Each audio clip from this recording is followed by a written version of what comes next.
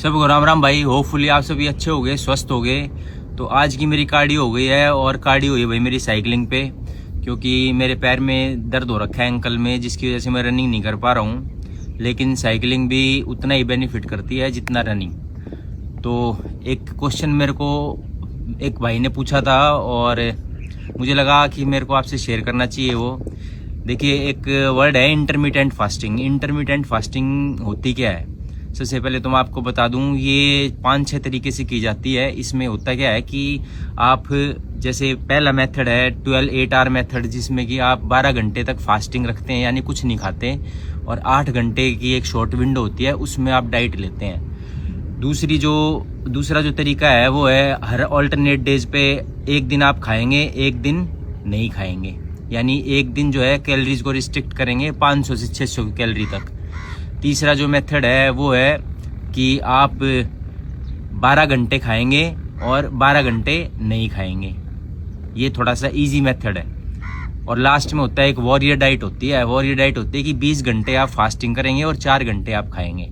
तो ये कुछ तरीके हैं जिनसे हम इंटरमिटेंट फास्टिंग करते हैं। इसका फ़ायदा क्या है? इसका फ़ायदा ये है कि जो आपकी बॉडी है वो वेट लॉस अगर जो करना चाहते हैं या मसल गेन करना चाहते हैं, उनके लिए बहुत बेनिफिशियल है। अब जैसे कल मेरे को पता था कि मेरा रेस्ट डे था, एक्टिव रेस्ट डे था, तो कल मैंने जो है बहुत कम डाइट ली, सिर्फ एक ही मील ली पूरे दिन में। बाकी जो है लिक्विड डाइट से या अपने प्रोटीन से मैंने अपने न्यूट्रिएंट्स पूरे कर लिए। तो जिस दिन आपको लगता है कि आपकी ज़्यादा हैवी एक्सरसाइज नहीं है, उस दिन आप बहुत कम डाइट लेके भी अपनी बॉडी को थोड़ा सा रेस्ट दे सकते हैं।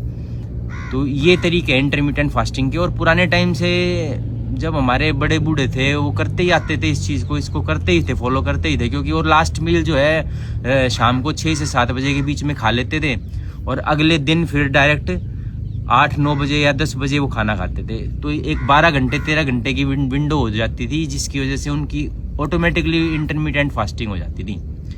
तो ये इंटरमिटेंट फास्टिंग है, आप इसको बिल्कुल ट्राई कर सकते हैं। शुरू में आप जो है थोड़ा धीरे, यानी कि 12-12 घंटे का लेके चले, उसके बाद आप जो है 12 घंटे 8 घंटे वाला फॉलो कर सकते हैं, और धीरे धीरे आप इसको इंक्रीज कर सकते हैं। तो ये इंटरमिटेंट फास्टिंग के का कंसेप्ट है जो मैंने आपको बताया। इसके फ़ायदे, एक इसमें ऑटोफेगी फेज आता है, जिसमें सेल अपने आप को खुद रिपेयर करते हैं। इसके बारे में आपको आगे बताऊंगा, अभी वीडियो लंबी हो रही है। तो इंटरमिटेंट फास्टिंग आप फॉलो कीजिए, डेफिनेटली आपको बहुत ज़्यादा फ़ायदा देगी। बस एक चीज़ का आपको ध्यान रखना है कि जिस शॉर्ट विंडो में आप खाना खा रहे हैं, वो आपकी डाइट न्यूट्रिएंट के से भरपूर होनी चाहिए, बैलेंस डाइट होनी चाहिए। ये नहीं कि आपने कुछ भी खा लिया, वरना फिर आपकी जो न्यूट्रिएंट्स हैं वो बॉडी में कम हो जाएंगे, आपकी एनर्जी जो है वो लो हो जाएगी, और आप लो फील करेंगे, वर्कआउट या एक्सरसाइज आप नहीं कर पाएंगे। तो इन बातों का ध्यान रखते हुए आप इंटरमिटेंट फास्टिंग को बिल्कुल फॉलो कर सकते हैं। बहुत ही बेनिफिशियल तरीका है ये, मसल गेन का भी और वेट लॉस का भी। जल्दी आपसे दोबारा मिलते हैं, तब तक के लिए जय श्री राम, हर हर महादेव।